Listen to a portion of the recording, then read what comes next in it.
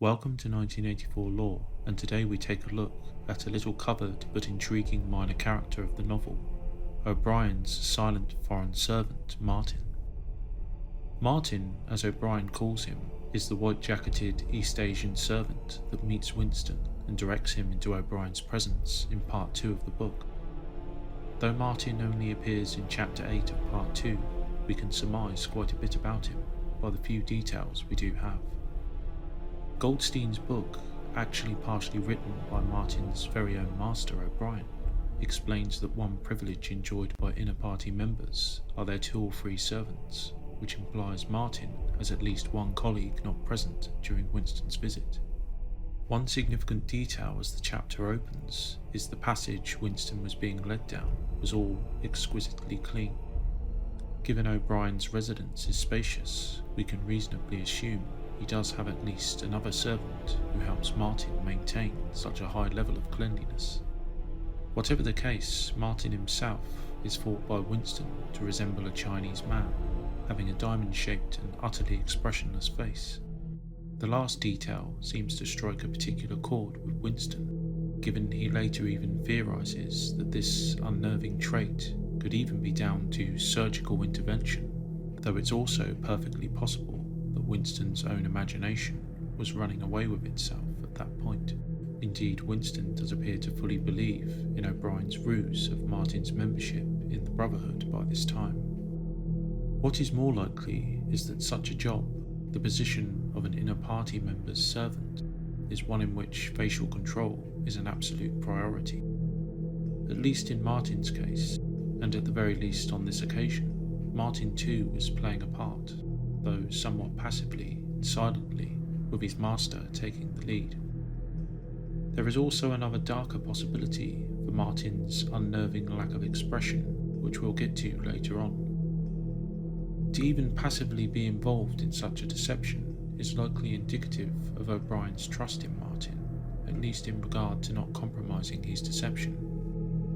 It's hard to believe that Winston and Julia are the only outer party members fooled in this way, that Martin admits both to the property without protest or surprise also strongly hints that this was not unusual for him. So far then, we do have a few details with which to construct a possible background and personality for Martin. Winston, as we have seen, fancies he may be Chinese, and Martin is later described as yellow-faced and Mongolian. From these details, we may assume he is from East Asia or Southeast Asia generally. Consulting an in-universe map, we know that former countries like Japan, Korea, and China itself are all part of the superstate East Asia, sometime enemy or ally of Oceania. There's probably an outside chance he could be from the Indo-China region that lies just inside the disputed territory, perhaps a former resident of Vietnam, Cambodia, or Laos. If we take Winston's guess as accurate, and Martin did originate from China, Korea, or Japan, this has fairly definitive implications for a background. It's very likely Martin was a soldier captured by Oceanic forces in this case. But why is this? Well, Goldstein's book describes how cross-cultural contamination is kept to an absolute minimum between the superstates, to the extreme that they could almost be regarded as separate universes. No ordinary citizen of Oceania encounters a Eurasian or East Asian citizen outside of brief glimpses of POWs being transported to their executions. Those who do encounter them are the relatively small numbers of Oceanic armed forces who fight their counterparts in the war theatres of the disputed zone. Since the book makes it quite clear that both Eurasia and East Asia are mirror worlds to Oceania with very similar ideologies and policies, we can safely assume that the only citizens vulnerable to any contact with Oceanic forces are enemy combatants.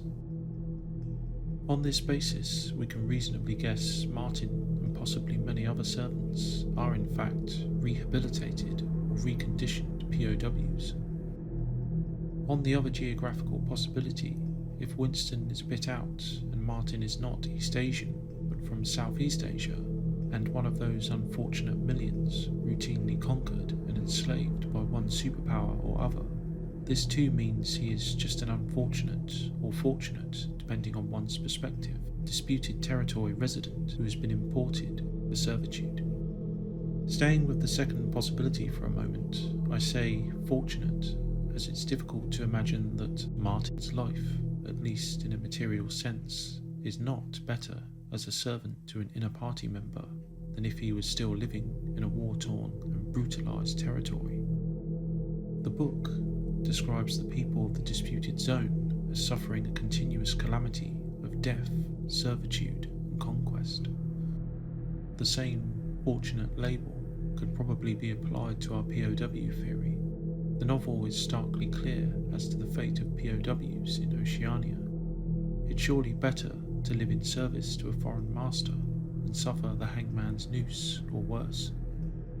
Now that we've fleshed out Martin's probable background somewhat, I think we can deduce another couple of traits of men and women of his class too: loyalty and near complete obeisance to their inner party masters. I almost certainly think most, if not all, servants are foreign. This makes sense given the obvious underlying hatred and motives of other groups outside of the inner party to do their rulers harm if given the chance.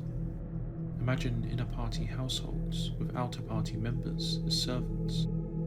Given how the society is structured and the secretive nature of the much smaller inner party, such an arrangement just wouldn't work.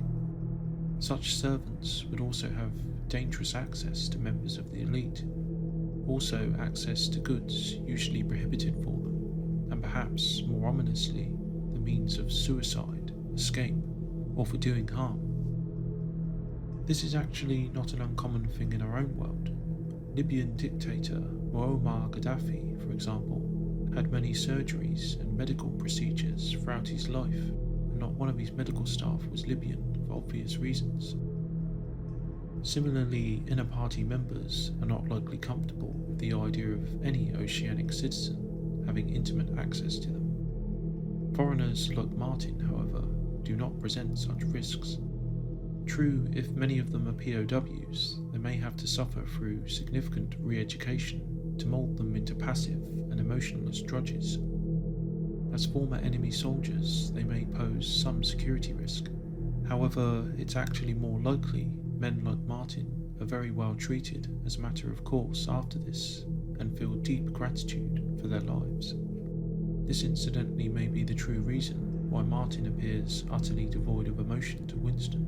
Servants, given their intimate access to the elite of Oceania, are at the very least heavily vetted and very likely reconditioned to be passive and loyal to their assigned masters.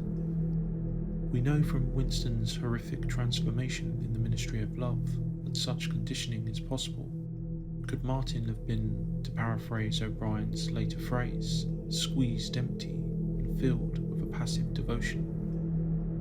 Foreigners too have no connections within Oceania.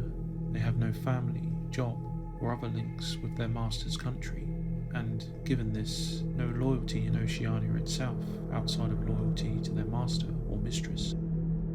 Escape or defection too is highly unlikely, again with no links to anything outside of their service to their masters.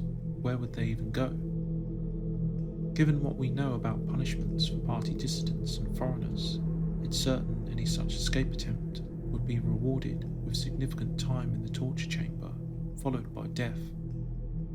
Despite all of this, however, it's possible Martin almost gave the game away, or at the least presented us, the readers, with red flags. Of course, evidently this is not the case in universe. Winston, it's true, does seem blind to such red flags. Julia tells him she knew he was against the party just from the look on his face. Winston, in turn, actually gets his suspicions backwards at the opening of the book. It's Julia he suspects as an enemy, and O'Brien he hopes is a friend.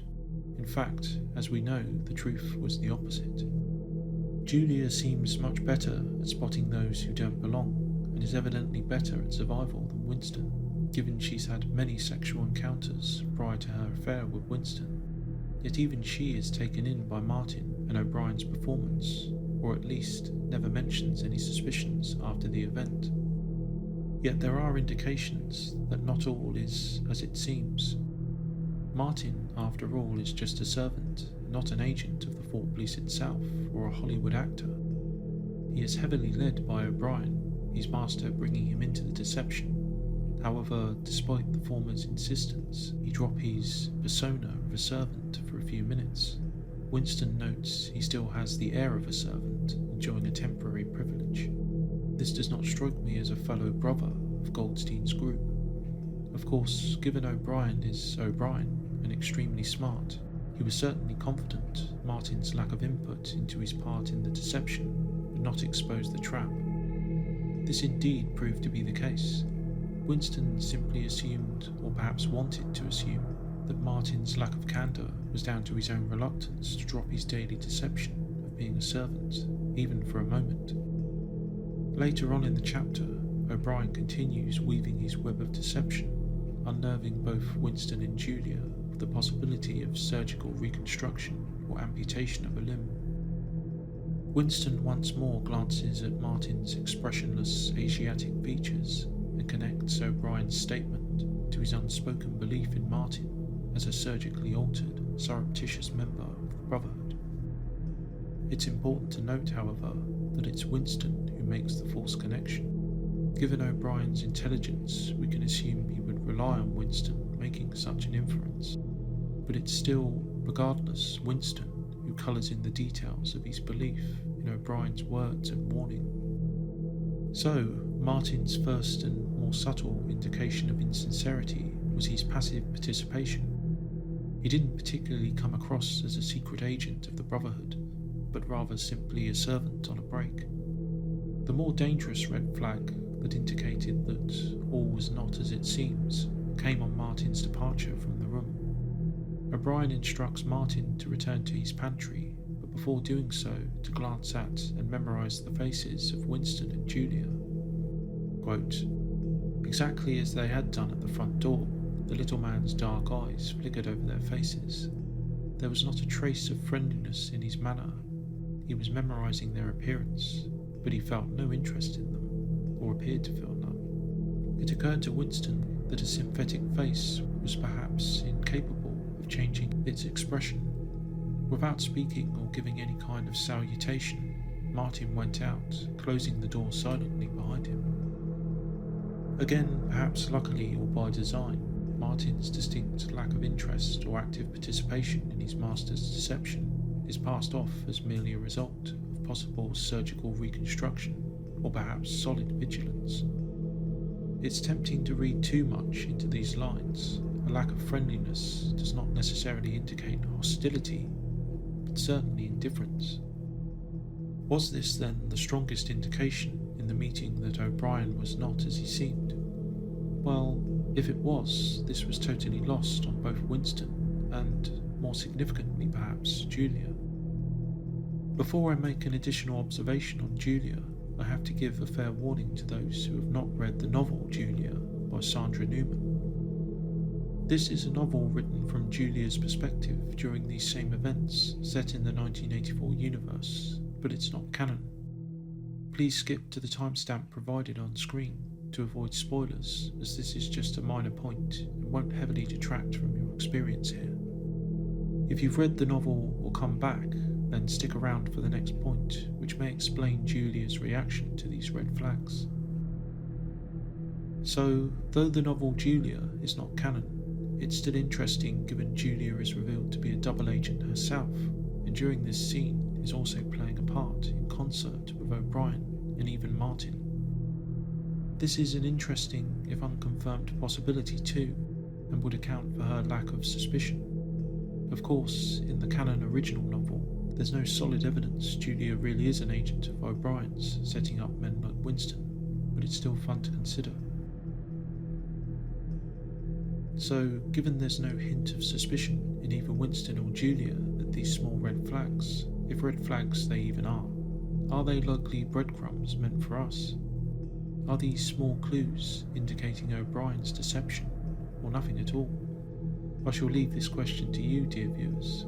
So, that was Martin, O'Brien's mysterious and ever-silent servant? What do you think? Are all inner-party servants foreigners? Are they reconditioned drones, similarly remoulded as Winston had been, to be loyal and obedient slaves? Write your thoughts or objections in the comments, and remember, Big Brother is watching you.